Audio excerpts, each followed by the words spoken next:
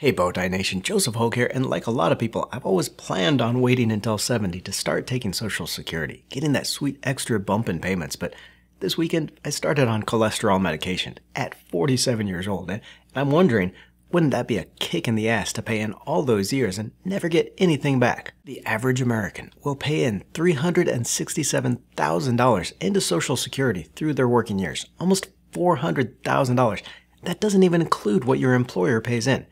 You deserve to get that money back in benefits. So I started researching for the best way to know when to start collecting Social Security and found one unmistakable solution, 2 steps to know exactly when to start. To understand it, you'll need to know how to estimate what you'll get each month from SSI and the difference between collecting at 62, 67, or 70 years old. First though, unless you want to live on ramen noodles through retirement, you need a better plan than just Social Security. It's why I created this quick 3-step guide to making your investing plan. Within 5 minutes, you'll be able to create an investing plan that makes your goals the motivation to keep investing and that is customized to your needs. I'll leave a link to that below in the description. It's totally free, just something I wanted to put together for all you out there in the community. So click through and get your step-by-step guide.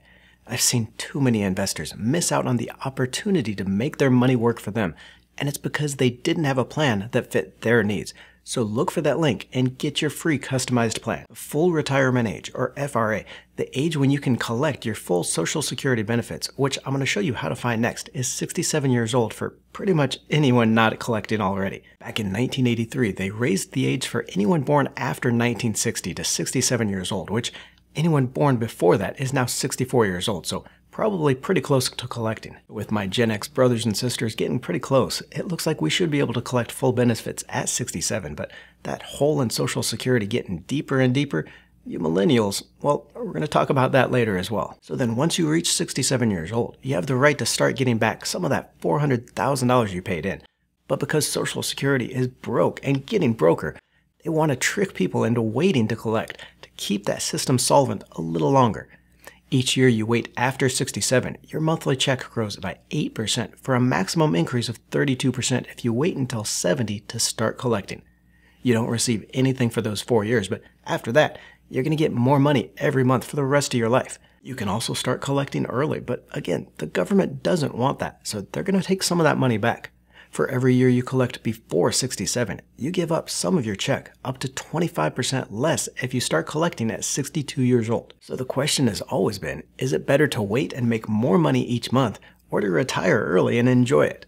I struggled with it for a long time, letting those dollar signs push me to collecting later, but I also want to enjoy getting something back before I get my seats to rock and roll heaven. Does Ticketmaster sell in heaven? And it turns out there is a way to know exactly when to collect.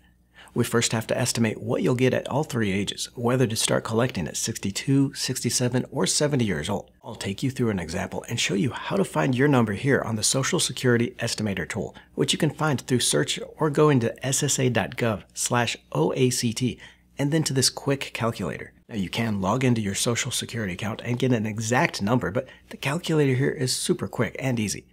All you need is your current income and an idea of when you want to retire. We'll play around with it to show you how your SSI check is going to change depending on when you start collecting and when is the perfect age to retire. Here you're going to first enter your birth date, and if you can't remember that, it's the day your Facebook feed fills up with people you haven't heard from in 30 years. I'll use a totally random but awesome date here, 12/9/1976. Next, you put in your current wages, so any wage income or self-employment income reported and taxed. The calculator is going to take this and estimate wages each year through the date you selected for retirement. Now, if you haven't worked for a long stretch, that could throw off the estimate, but for 90% of you out there, it's not going to be an issue. Let's use $65,000 for our example here. Now, don't worry about these boxes just underneath here. That's for someone no longer working. If you are retired or just not working, you put in your last year's salary here. Next, you'll put in the month and year you want to retire, and we'll play around with this to see how it affects your Social Security check. If we start with retiring as early as possible, so 62 years old for someone born in 1976, then we'd put in here the month and 2038. Last year, you can select benefits in today's dollars or adjusted for inflation. Personally, I don't think the government has a clue of what inflation is going to be, so I just want to see what it's going to be like in today's dollars and hope the yearly adjustments keep up. And here we can see that someone born in December 1976, making about $65,000 now and retiring when they turn 62 years old, would receive $1,518 a month from Social Security. The calculator also shows you what disability or survivor benefits may be here. We'll note this out on a spreadsheet so we can compare and calculate that perfect retirement age. Then we'll go back to the calculator and change these numbers, instead waiting until full retirement age of 67 to start collecting, or that year 2043 for those in our example. Here we see we'd collect $2,247, which is quite a bit more here.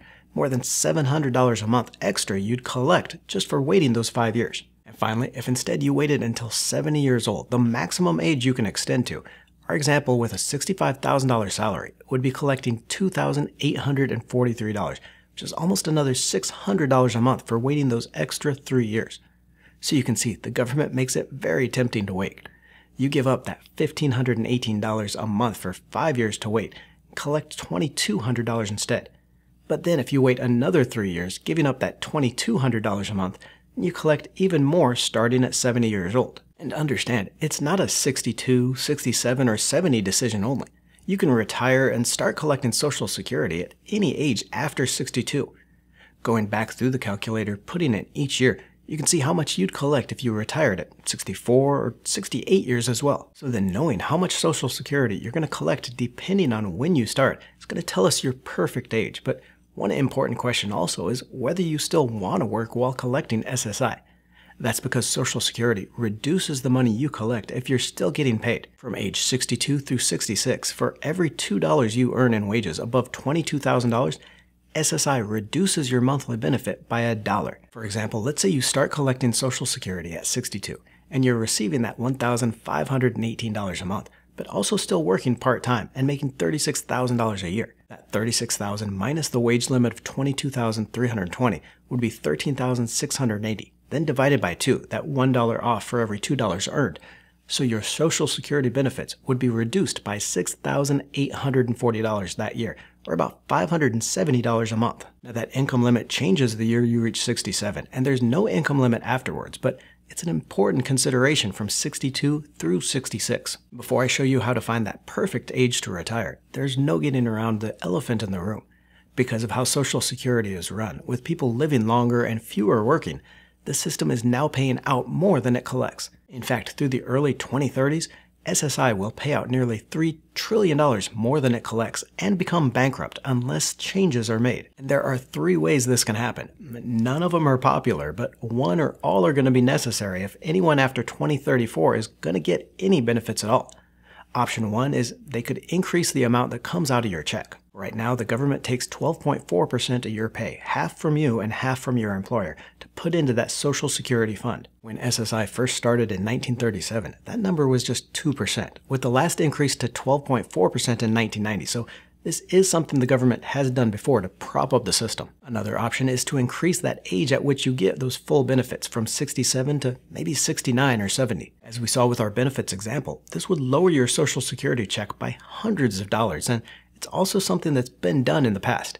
For most of the SSI program, the full retirement age was 65 years old until about 1983, when it was raised to 67, ultimately cutting benefits by 13% for those that hadn't retired yet. The third solution, but really the most unlikely, is a cut to benefits, whether it's an across-the-board cut or a bigger cut for those making more money.